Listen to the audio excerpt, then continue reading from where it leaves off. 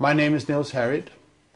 I have a master and a PhD in chemistry, and I'm associate professor at the University of Copenhagen, and I have been so for almost 40 years. And I'm 65. I have published close to 60 peer-reviewed papers in the best journals, and currently I'm involved with research X-ray time resolved spectroscopy on time scales of 1/millionth of a second. This is very fast. About 3.5 years ago, I saw accidentally Building 7 going down on a DVD, which was a recording from Stephen E. Jones' lecture he gave on Brigham Young University. And that caught my attention immediately because, for one thing, I have never heard about this building before, and second, I couldn't understand what was going on because apparently it collapsed with no reason at all. So that, as a scientist, I'm trained to trying to understand what's going on around me, and I couldn't understand. And from that day, I have not had any free time because later on, I started looking into it. I started working on the local scene in Copenhagen, Denmark, and I got involved with a team of scientists, which also counts Stephen E. Jones, Kevin Ryan, etc. A total of 9 people, and in a kind of research investigating the dust from the collapse on south of Manhattan.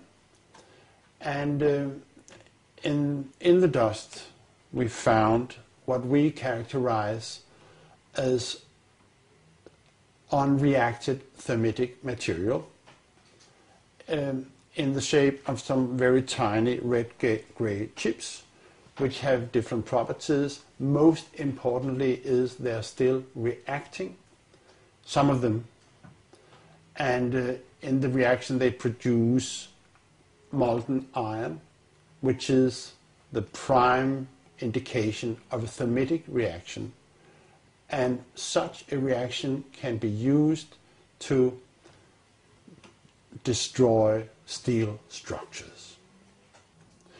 Now, thermite is, in the old-fashioned thermite, is a mixture of pulverized aluminum and pulverized rust.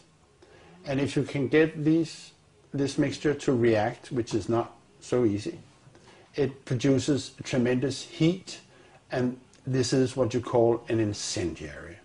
An incendiary is something which can be used to destroy something by the means of heat, while an explosive is something which acts with pressure. It knocks things apart. Now, the old-fashioned incendiary is not an explosive, but it is still used for military purposes for melting iron structures. What we have found is a modern version of thermite, which we call nanothermite, which is produced in a different way. It is not just 2 powders being mixed.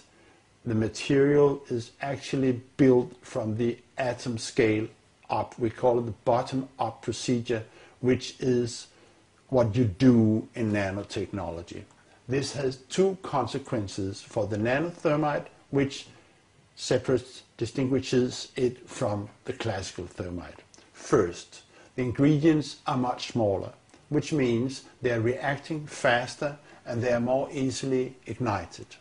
2, due to the process of producing nanothermite, you have the option of putting in other stuff, other chemicals, which converts the thermite reaction into an explosive reaction.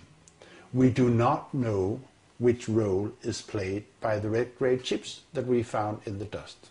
But we know, and this was already totally clear before we started investigating the dust, that both explosives and incendiaries were used in the controlled demolition of World Trade Center. This is quite obvious because of other observations. the molten iron and other findings in the dust, that both explosives and incendiaries were used.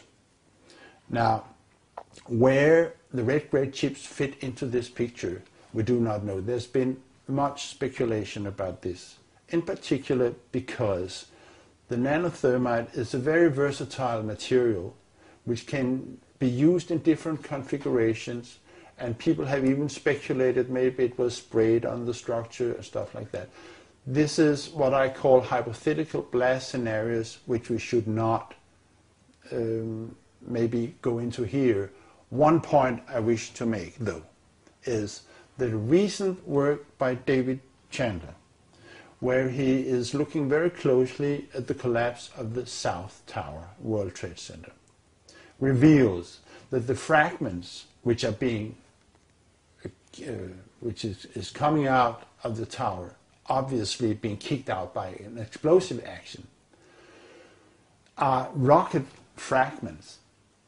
For once, they have a trail of a white trail after them, which could be aluminum oxide, which is a product of the thermite reaction. Second, they quite obviously have rocket properties, which, in my opinion, means that when we are that the discussion between incendiaries and explosives is obsolete in this situation. What we are dealing with, I think, in World Trade Center is modern military material which is unknown to the general public.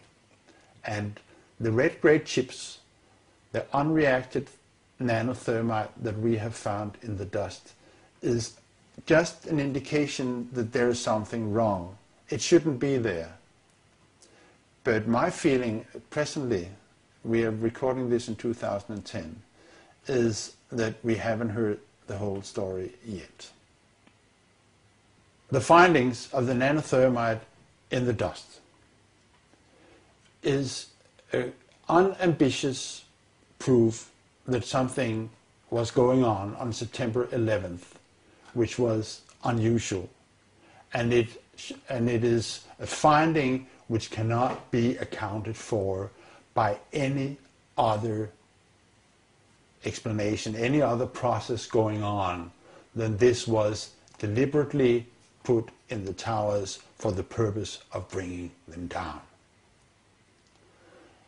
As a consequence, we are demanding, and I personally, as a scientist, that a new investigation, when it comes, and it will come, should also encompass in looking for remaining explosives and thermitic material in the dust by the National Institute of Standards and Technology. Thank you.